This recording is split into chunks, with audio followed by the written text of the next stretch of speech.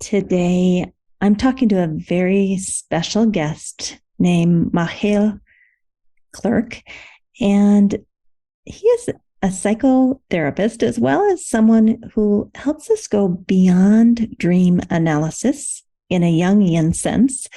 He helps us to do something called dream incubation. And in this episode, we go deeply into what does that mean? How can we use our dreams to understand the deeper layers of our psyche and our consciousness, maybe things that we are scared to ask about, or maybe things we're unaware of, maybe even going as far as to understand that there might be multiple realities and timelines happening simultaneously, and that each of these realities can inform the others. So you might have one reality in your waking state, and you might have another whole set of characters and life experiences in the dream state, and they're not separate. Maybe they can actually inform each other. Now, one of the reasons I asked him to come on the podcast is because of this Yoga Sutra that talks about this. In Patanjali's Yoga Sutra, chapter 1, verse 38, Svapna, dreams, nidra, dreamless sleep, jnana, knowledge, support, alambanam, to provide the foundation. So basically what this Yoga Sutra is saying is that we can use our dreams to understand ourselves more deeply, our true selves, the part of us that maybe we get so busy during the day that we're not able to connect with that deepest part of ourselves, and that it's through our dreams that we can kind of come back home. And Machiel actually goes as far as to say that maybe some of our mental illness, whether it's anxiety or depression, has come from a disconnect. It's a messenger that we're actually disconnected from that deeper place within ourselves, and that this dream incubation and connection with our dreams can help us come back home to ourselves so that we can get back on the right track. And maybe through medication, but maybe through yoga practices, dream analysis, we can find a way to come home and understand what this deeper part of ourselves is trying to tell us, so that we are living through our dharma or our life purpose and burning off our karma. And to know that a couple of thousand years ago, Patanjali knew this.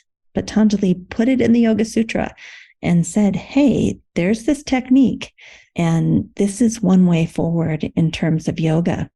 So I just think meditating on our dreams, connecting with our dreams, asking for help and support. That's one thing I got out of this conversation, was that we can actually ask our ancestors for support. We can ask our spirit guides for support. At one point, Machiel goes into this whole thing about your daimon, your spirit guide, being there to support you and wanting you to take that support. It's a fascinating interview. Another last thing I want to say before we go into this and meet our guest is that in the last year, I have gone deeply, deeply, deeply into yoga nidra. And to me, that's very connected to this. I do a yoga nidra every single night to go to sleep. I do one every single morning when I wake up. And it gets me into this very, very deep state of meditation where I am connected to my true self. And I think that's really exciting, that there's an actual technique out there that most of us have access to, depending on which yoga nidra we choose. I personally am creating and writing my own yoga nidra and then taping them and saying them back to myself. So most evenings, going to bed ritual and the waking up ritual, I'm actually listening to my own voice take me back to my true self. And it's really powerful. We have Yoga Nidra Facilitators course coming up. We started every October and every March. So it doesn't matter when you're listening to this, you could join us twice a year. It's a 6-month program. And you could learn how to do that for yourself, how to create yoga nidras that are applicable to you. For example, I recently had my pet Twilight pass away, a 16-plus-year-old dog. And I did a yoga nidra to help me with grieving and staying connected to Twilight. It's beautiful. Every time I do it, I feel connected. So you could take the Yoga Nidra Facilitators course to help you create for yourself. Or if you're a mental health professional, you might want to create yoga nidras for other people to help them have healing and support. And so the 6-month training program helps you develop these 7 steps that will help you to first assess the person and determine, what it is they might need in their yoga nidra, and then how to properly create the breathing techniques and the intention setting and going into body rotations and visualizations, how to create the correct sequence that is most likely to bring that person deeply home to themselves as a means of healing. So if you'd like more information about that, you can go to www.optimalstateyoganidra.com. And we're starting a new group in October. So we'd love to see you there. All right. With that, we are going to get into this interview. It is fascinating. I hope you enjoy it. And at the end of the interview, you are invited to do a practice tonight and every night, in fact. And I really hope you'll take that invitation. And I'll talk more about that in the closing after you hear the interview. All right, let's do it. Welcome to the Yoga Therapy Hour. My name is Amy Wheeler, and I'm your host. The Yoga Therapy Hour is here to support you on your mental, emotional, and spiritual journey. We talk about things like nervous system regulation, spiritual connection, how to be more involved in your community, how to communicate well, how to manage your mental health. There are so many things that we are excited to share with you in Season 5 of the Yoga Therapy Hour podcast, and we hope that you will share it with your friends, family, colleagues. All right, let's get into today's episode.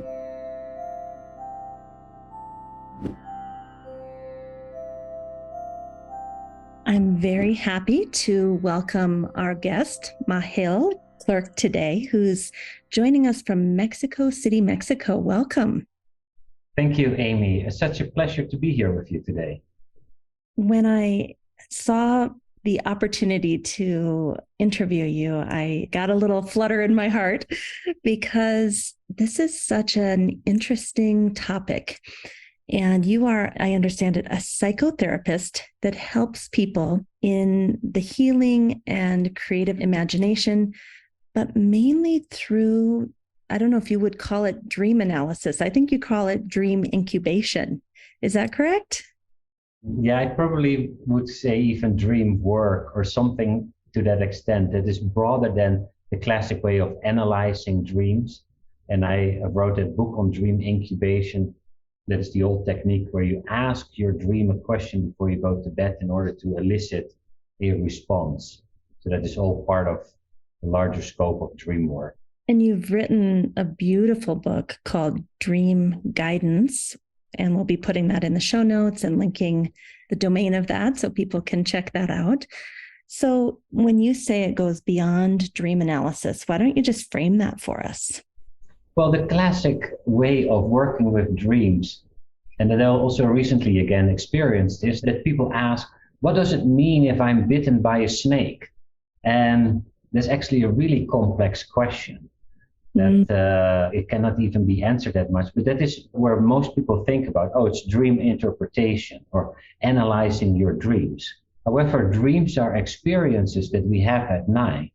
They're really worlds that we find ourselves in, and we have an experience. And there's so much more that we can do with an experience than just thinking what it means. We can sit in the energy of the experience. We can experience the different states of consciousness that is present in the dream. We can engage the dream or the dream figures and relate to them or talk to them. We can become lucid in dreams, in which we can more proactively do all kinds of experiments in the dream and ask for healing and creativity and fly around. There's a lot that one can do in the dream that goes way beyond dream analysis. And probably the ultimate step in dream work is to use dreams as a way to understand the nature of reality. How is the dream world constructed? And then you learn how that is constructed, that reality is constructed, and then you can achieve enlightenment according to some of the mainly Eastern traditions or Sufi traditions. The way that you describe that, it almost sounds like an alternate universe or an alternate timeline that you can be living in simultaneously to this reality that you and I are having in an awake state together. But that also maybe it can kind of cross over, that the two can inform each other. Yes, beautifully said. It's indeed the experience that anyone has, and anyone can verify that for himself when they go to a dream they recently had or a dream that's pretty fresh or vital. One notices that you're in a world. So it's not that a dream is a letter or a message to you. You're in a world where you meet a crocodile or your old neighbor, and he says something and become angry or afraid, and then you do something. So one is indeed, we live in an alternative reality, an other reality at night that we tend to dismiss a little bit. So we live in another alternative reality, but that reality doesn't disappear the moment we open our eyes. It continues to coexist next to this reality and is interconnected, that we can continue to have experiences with dream figures that can be supportive during the day, or we meet beings in the other world that can be of support while we're in this reality. And so we can have what indigenous cultures would call an ongoing relationship with the other world. And I mean, could we take it as far as to say that that world is still existing even when we flip over into the awake state? Yes. Wow. So when you say that you're not doing dream analysis, you're actually helping us understand our unconscious, which might be over there in the other alternate reality, and using those dreams to inform us what our unconscious wants us to know. Is that a fair analysis? Yeah, it's what you hinted at before. It is interconnected with this state. It doesn't disappear. It continues to influence us. So our repressed emotions and feelings, they disappear, but they are not truly gone. Or our wounds or traumas or the source of anxiety or the source of our talent. It coexists in a different layer of consciousness.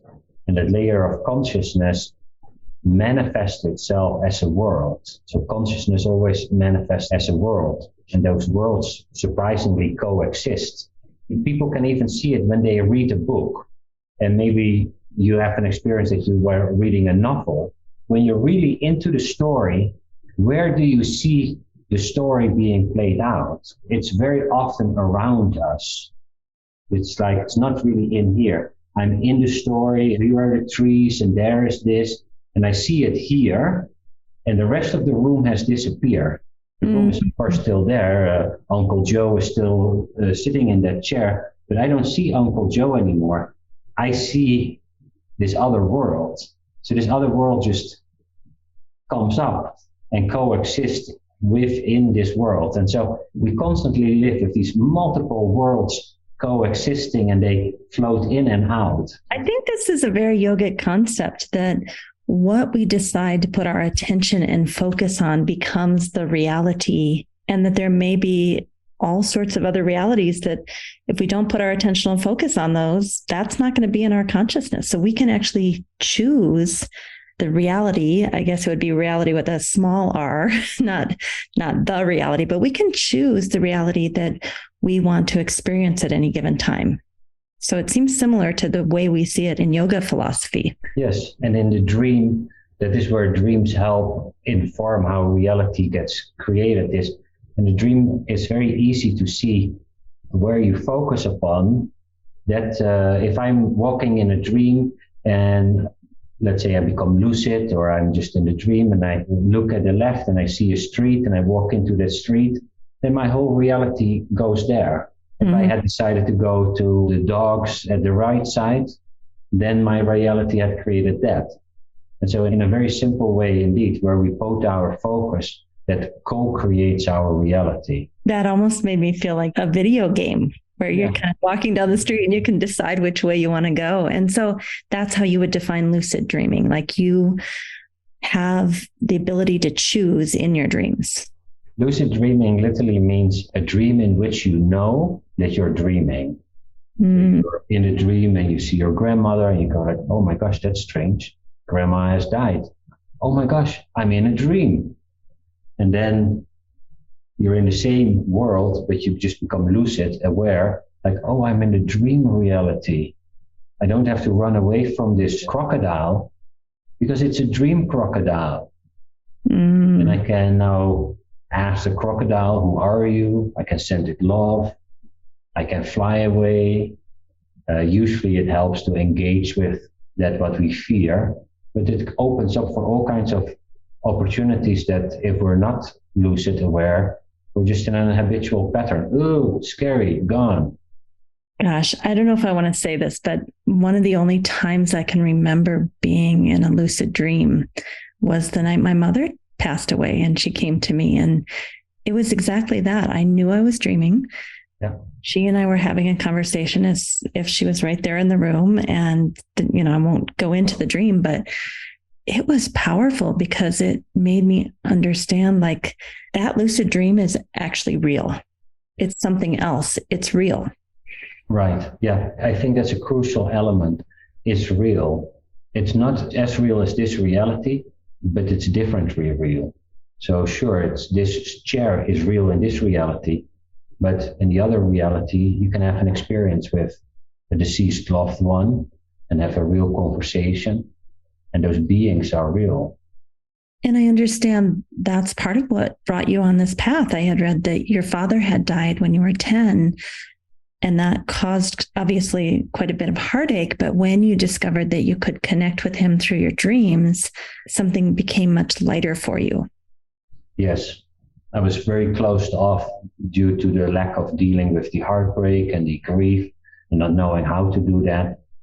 And then I started having dreams, and in a series of dreams, I encountered my father, and some of them I had the feeling, oh, this is a real visitation, and which brought to me the sense of, oh, life goes on after death, which was a huge insight, and it changes when that becomes one's own experience. Whether it's true or not, it's my experience, and that I can still have a relationship with him in the other world. Sure, we don't go for dinner anymore. He's there. And that was very healing to have that. I know there's people that want that. I remember some friends of mine saying, I'm asking for my mother or my father to come back and visit me, and I'm waiting and I'm longing. Is there a way to stimulate that and help people connect with their loved ones that have passed on? Yes, the research in general shows that very often a loved one comes in the first year and a half to visit their loved ones here. So even if people don't do anything, it very often just spontaneously happens. Then we can put out the intention and ask for, I would love to meet mom or dad or grandpa or whoever, partner, and go through a series of rituals or intention setting. And sometimes that works, and sometimes the dream feels it's not the right time. And it's very hard, especially when we miss them the most. We would love for them to come. And sometimes they do, and sometimes they don't. And it's not really because you're in a good state or in a bad state, or it's hard to say why in some cases it happens. But so people can increase the likelihood by putting an intention and then leaving it up to nature, the other side, to see if it can happen. And do you believe that they are actually on the other side and they're crossing over? Or is it more that that person and my love for them, or my needing resolution, or whatever it is, why I'm asking them to come back, that exists in my mind and they exist in my mind, and therefore I can call them back into my psyche? Yes. Well, in another way of asking that question is somewhat of, are they a symbol? or are they real others? And I think sometimes I would dream about my father and think the dream uses my father as a symbol for a fathering character.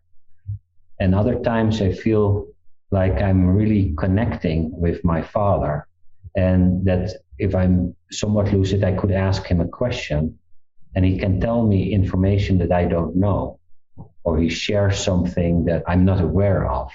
So when that happens, the one that makes me believe that they are real, that's really him. And also I think just like there's a certain sense that you feel like, oh, this was really mom.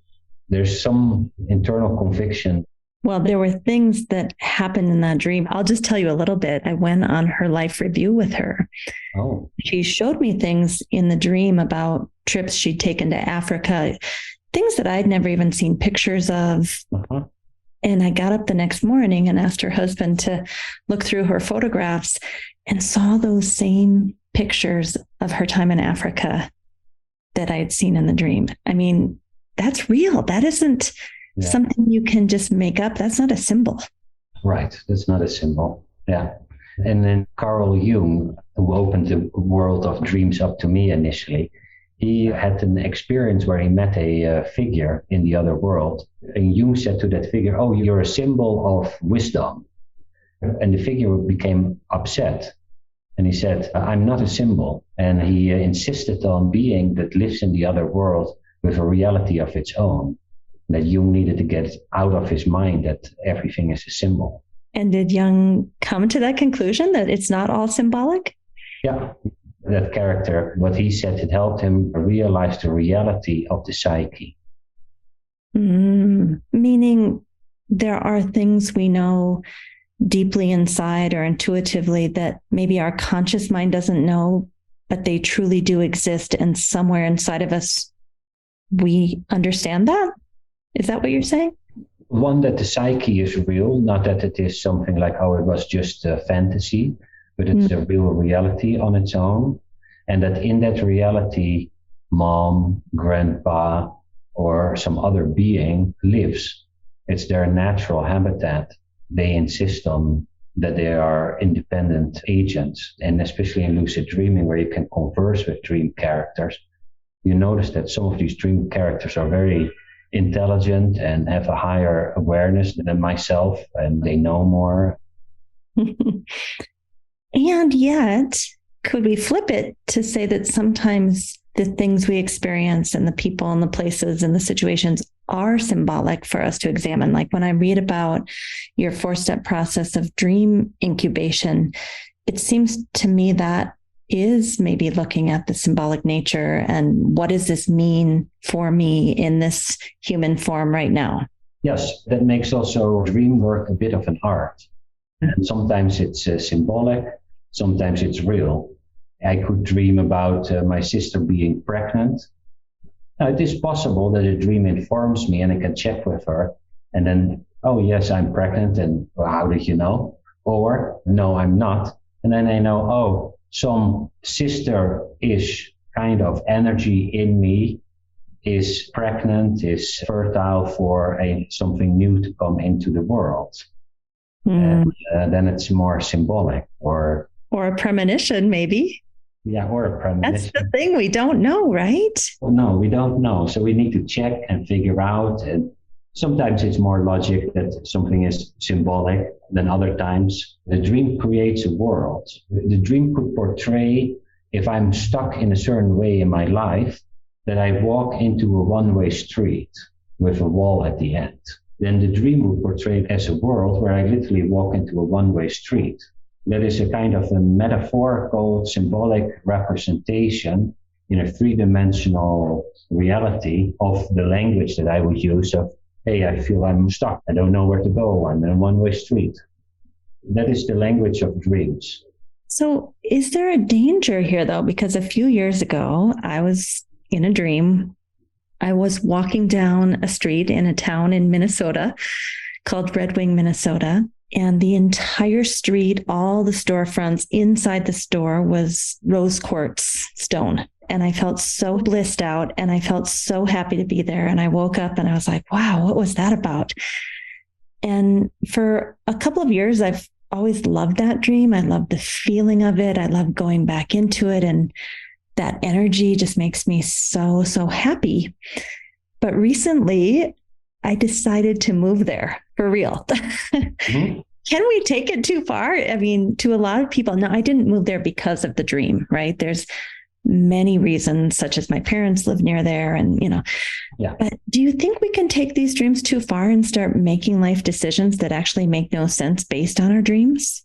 Yes, we can. When we misread the dream, so there's always an ethical sense that we need to have and a certain practicality. Once I heard a dream about someone needing to kill a child. Now, if you take that literal, you're in significant danger. The dream could say that, it would not really mean kill a child. It would be kill some childish part of yourself, killing like an end. That way of being so needy or throwing a temper tantrum needs to end. Right. And the dream could say that. So there remains an ethical, somewhat practical way of still being responsible. Do I feel this dream really means I need to move or could move? It makes a suggestion or not. And it's up to us to make a decision. But you can misread. People also misread synchronistic events sometimes. Say more about that. I think people kind of get ungrounded and go into these alternate realities in their mind. And like you said, we're no longer following ethical principles or dharma, as we call it in yoga, where you have responsibilities to people that you have made promises to and you can't just eject. So what about that? For example, if these realities merge, you get these synchronistic events. The crows fly away the moment that mom dies. The clock stops ticking when mom dies. I think about Uncle Joe and the phone rings and there's Uncle Joe. I open a book on just the right page for what I needed to know. And now I start living in somewhat of a magical world. And the world is really magical, but also can lead to, oh, I see the number plate of this car with the 3777, and now I need to follow this car wherever it drives. I might start misreading the signs as well. And so it remains an art. And in a certain way, the misreading leads to paranoia. And paranoia is a meaning disorder. I see meaning where there is no meaning.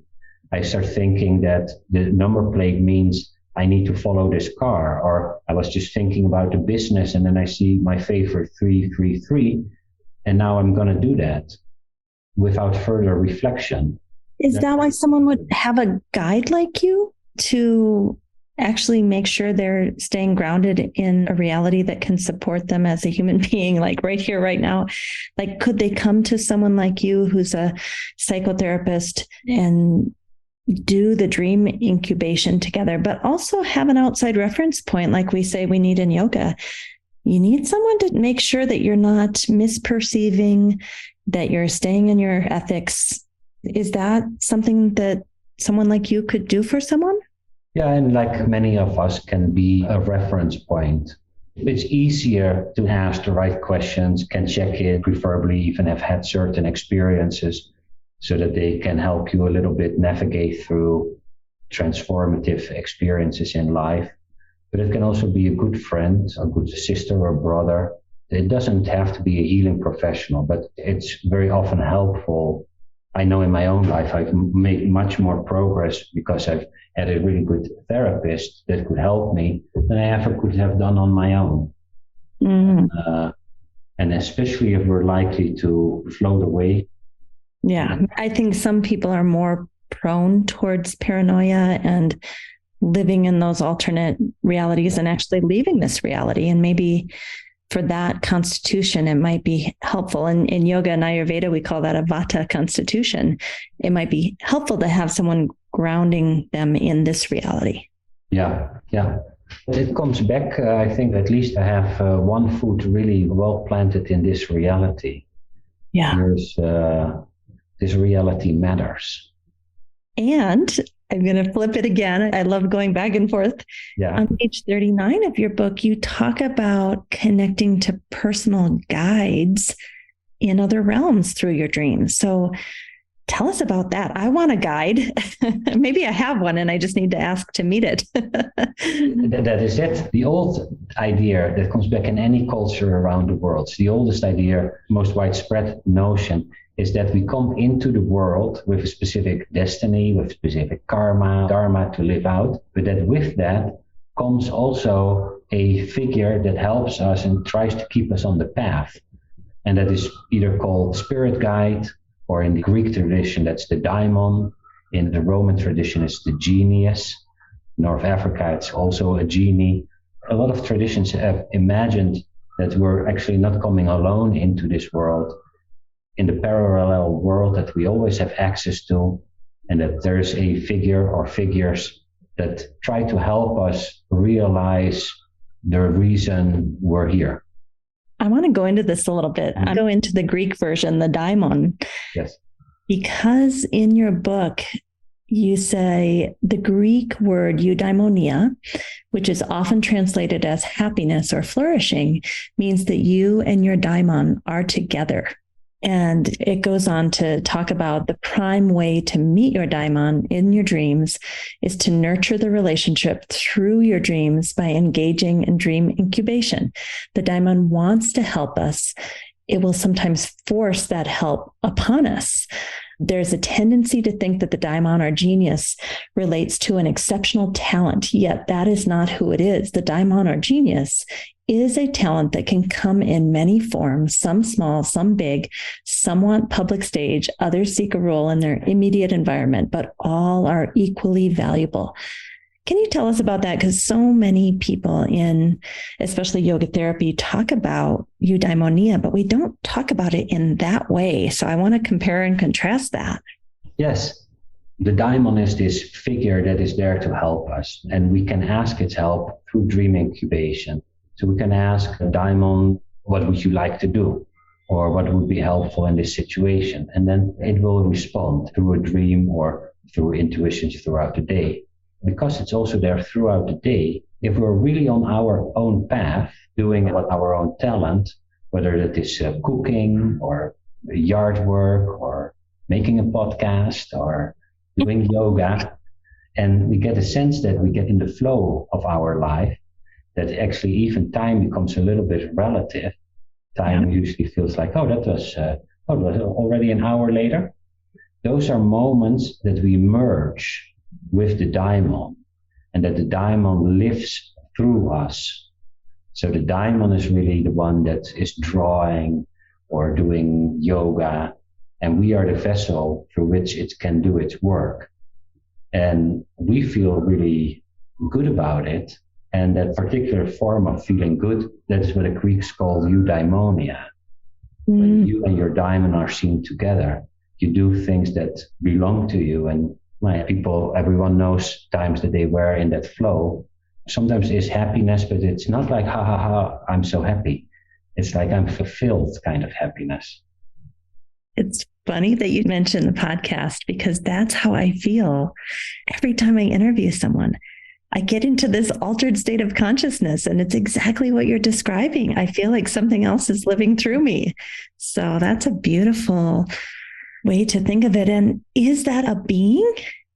The daimon, is it an actual being? Well, it's imagined usually as a being, and we feel it like a flow of energy. And maybe there's not much difference between it when it flows through us. In the dream, we would meet as a being. And very often it's in a dream, we take on the form and shape of someone we admire, or a movie star, or a sports hero, or a teacher, because normally we wouldn't recognize it in its normal form. So if people say, I don't know what's my spirit guide, well, look at who are the people you admire that you meet in the dream. Might your spirit guide take on the form and shape of that figure to engage with you? And is the alternate also true, that when I'm doing things where I'm ignoring my daimon and I'm clearly getting off track and choosing bad choices, and is my daimon unhappy then that I'm not staying close to it? It looks like the daimon starts getting restless, and that we feel restless, or we start feeling very anxious, or we start feeling depressed because that energy is no longer there. And then we know we're in the wrong place. And the depression and those problems are actually not disorders. Some are, but very often they're not really disorders. They're orders of the psyche to awaken us to, hey, you're strolling off your path. You're anxious because you're going in the wrong direction, and something in you feels like, oh yeah, I shouldn't be here, but you're ignoring it. And so the alarm system goes off, and it's better to listen to that alarm system. Or in a depression, very often people come in with a depression to me and then talk a little bit, and then it's like, oh yeah, I hate my job. Well, there's probably the source of your depression. Not always, but if you're in a job you hate or a relationship you hate, you get depressed, and you better not medicate that, but act on it to see what you can change about it. So interesting you should say that, because that's what I was thinking. Most of us, when we can't sleep or we get depressed or anxious, our first go-to, instead of evaluating our life and trying to find a way to get our heart and our mind reconnected, we want to cover those symptoms up. And that's not to say that some people don't need to be on medication, right? But it's so interesting that that is muting, in some cases, the part of you that's calling out for help. Yeah. And there you can use this dream incubation also as a way of, let's say you're very anxious, and then say, anxiety, what do you want to tell me? And then see what kind of dream shows up. It takes a bit of courage, but your diamond's going to be stoked. What? You want to know? Let's go. I'm going to tell you. Yeah. I thought you'd never ask. I thought you'd never ask. And then you very often see that the helpful side of the psyche, because of the face we show it, very often gets mirrored back. So if we're interested, it shows back interest. It always loves us. That's not really in question. But if we want to connect, it's delighted. If we want to go on our own, it lets us go, but there's some consequences to our actions. It's so interesting. In yoga philosophy, we talk about the Purusha, or the soul, and that it's kind of like you're riding in a car with your soul and then this physical, tangible body mind. And the two are riding together, but sometimes the body mind physicality manifestation takes over, and other times the soul is in charge. And it kind of reminds me of that we'd have a lot less suffering if we let the daimon or the soul be in charge and we did the following, as opposed to the reverse. Yeah. And we live in a culture that doesn't truly teach that. Mm-hmm. There's a dominance of the world is makeable, even in the manifestation ideas. I can manifest whatever I want, instead of what would my soul want to manifest? What's the karma that wants to live through me? It's a different question, and you get a different manifestation. A few minutes ago, you said that if you have the courage to ask that, tell me about that courage, because so many people that I work with, if they actually listen to that, they'd have to make major shifts in their life, and it would be total chaos. Yeah. So tell me about that courage and how people gain that, to be able to say, what do you want to live through me? Karma and dharma. Yeah. Well, I would treat this phenomenon within as a wise old woman or man. Mm-hmm. And you're visiting someone who has your best interest at heart. You're just going to be better off becoming who you are, realizing your karma, than escaping it. The escape will always lead to neurotic tendencies, psychosomatic problems, etc. Even if it's a security that's not really secure, being in a relationship that is not good for you. But sometimes choose the devil we know over the devil we don't know. Mm-hmm. But if we turn then to the wise old woman within or outside, wherever she or he or it lives, just imaginally we call it the wise old woman, then I'm really scared. Just share your concerns. I'm really scared to leave, or I'm really scared to do this. What is one thing that I could do? And then it starts helping, and you do as much as you can. And then you stop and you do a little bit more. But if you team up with the wise old woman, you get better insights, better intuitions, things in the outside world start conspiring to help you. And you start noticing, hey, I'm not alone.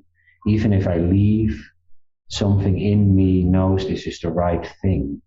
I feel good about this. And sure, I'm scared, but I can still go through with it because there's support. And just tell it, I'm scared. What's one little step I can take? Can you tell me a little bit more? How can I develop more confidence? How do I deal with this fear? And then over time, things break open and you create a breakthrough. It sounds to me like you're talking about titration, or in yoga, we call that a krama, just one little step. We don't have to be at the end game. We just have to have the willingness to be receptive for one tiny little door to open and then see what's in that new room. Yes. And that courage just to say, I'm open. You may not even go in that room, but to be courageous enough to say, I'm willing to peek in there. What could be in there? That's all. And then you just keep doing that over and over, right? Yes. And then one sees that life also changes. The position we take, we show courage. And so it helps, it shifts and it becomes a little bit easier. And usually, at least I know from my life, and I hear from many people, you think, oh gosh, I was in this horrible situation. I was with this relationship. Shall I leave? Will I be alone forever? No. You leave, and 3 months later, you say, gosh, that was the best thing ever. But why did I stay so long? Yeah. It usually... We just don't know what we don't know. Right. And we fear the unknown, and we always will. There's no amount of psychological insight that will make us not fear the unknown. It's just maybe the psychological insight or the experience like, oh, if I go into the unknown, there are invisible helpers. And if this feels the right thing, I can live with myself. I can go to bed at night and I sleep well. And I like to tell people when I'm working with them, you can always step back. It doesn't mean you're going to leave the relationship or leave the job. Like the tiny little bit of courage it takes to make that first step of exploration, you haven't already lost everything, right? You're just willing to look at it honestly. Yes. Yeah. And it reminds me of, I was born in South Africa. There's this African tale that where the older generation teaches the younger generation about fear. And they do that by sharing the story about how the lions hunt. So lions hunt in packs. In the pack, there's always one lion whose roar is far more mighty than its ability to run. So the old lion sits at one end of the field, and the younger lions sit here on the other end. And then they wait till the gazelle or zebra comes by, and when the zebra is in the middle, the old lion roars. So the zebra gets scared and runs away towards the young lions who sit here in the field waiting for their dinner to arrive. It's over. So, says the old generation to the young generation, run towards the roar. Run towards what you fear. You're actually more safe there. You'll outrun the old lion. You'll never outrun the young lions. And so if you move towards the fear, you're actually more safe. It's not that there's no danger, but you're more safe than if you run away from your fear. Because if you run away from your fear, you're stuck in a relationship or in a job you don't like, or shall I not start this business? And you run away from the vitality of your own life. And in a certain way, you run towards your own death. Maybe not physical death, but maybe. Maybe even, or energetic death. Or when you come at that life review that you described from mom, and you see, and you look at, gosh, why didn't I start that job, that business? Because I was afraid. And then it's like, ugh, the regret. That's a beautiful story. And I love throughout your book how you bring this back to the indigenous wisdom, that this is what we're talking about. This is how it's been in indigenous cultures. And it's only in modern society that we have somehow convinced ourselves that this doesn't have value, and that this is like made up, mythological, magical thinking. I'm even thinking of some family members that are very rational and logical. And I honestly think if they heard this podcast, they would say, I can't allow myself to go into this world of mystery and awe. I got my kids to take care of. I got to focus. I can't even handle the first world I'm in. What would you say to that person? That by allowing the support that is in the second world to come in, the first world becomes slightly easier to live in. There's a lot of support, like the indigenous cultures and Jungian psychology think this enterprise that I am just a front man in a way larger enterprise. With me are the ancestors, the spirit guides, who knows what. And so I'm actually not alone. And if I connect with the others that are in me and live through me, I can function better. I love that answer. Yeah. Is there anything we haven't talked about today that you think is important for us to know that we could end on? Is there some special wisdom you'd like to share or a secret that we need to know? I would love to encourage people that have listened to this to ask their dream tonight a question. And I would encourage, take a question that is most of which the energy is most relevant on this moment. Like whatever it is, I've been thinking about how to lose weight. Great. I've been thinking, why do I always have argument with my mom? Do that. If there's nothing really speaking to you, I want to offer a suggestion to ask, for example, what is one thing I can do to love myself more deeply? Then write down the question. Talk to the dream, maybe do a little ritual like a prayer, a dance, maybe yoga for 5 or 10 minutes, light a candle, whatever comes up that shows that focus, intention to the other world, that you're really visiting the old wise woman or God or the divine or the larger awareness, and say, I've been listening to Amy and Machiel today. I'm not sure if this works. It was weird, but I want to try this. Tell me, why am I having so much trouble with my mom? Or what's one way I can love myself more deeply? Go to bed, sleep, write down the dream in the morning, and give it some time, because some dreams are clear. Some you just need to work a little, and or you write it down in the morning, in the afternoon you read it again, and you're like, oh yeah, now I get it. So write it down and try this. Because we all have this support system within that's available to anyone, no matter education, or you need no practice, you don't even need to believe this. Try it, and then you get some dream support.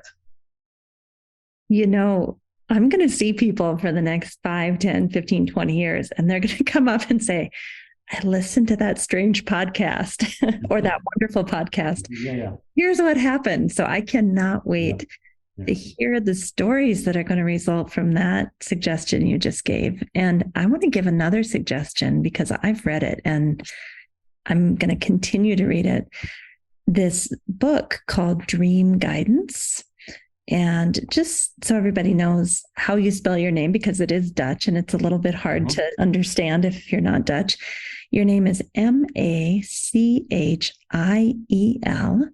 and then Klerk. And your website is machielklerk.com.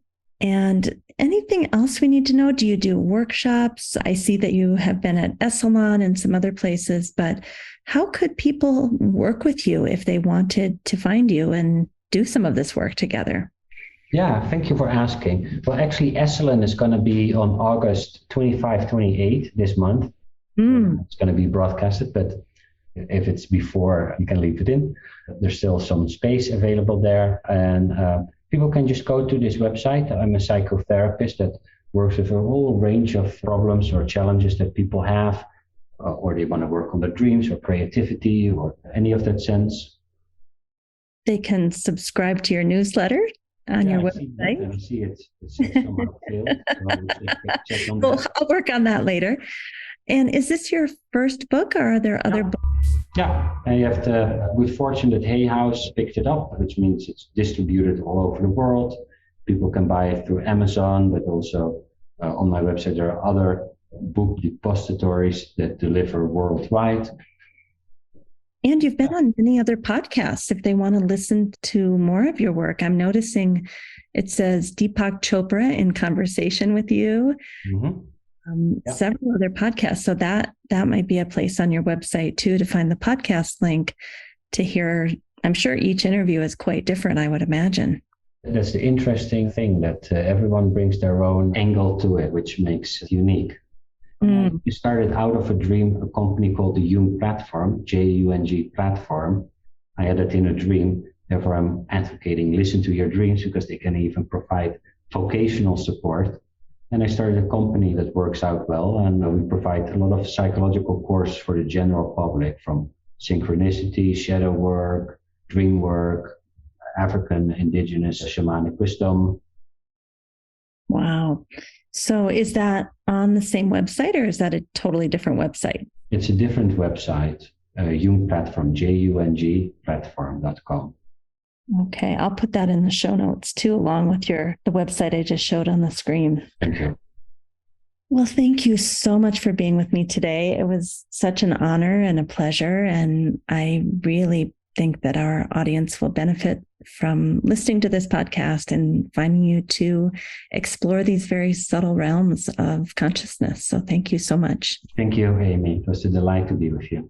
I just want to say thank you for this informative and interesting interview. And I think the intersection of Jungian dream analysis and understanding that the indigenous cultures all over the world really strongly believed in looking at your dreams as a way or a window into your consciousness. I think that connection to yoga philosophy could be an entire exploration of its own.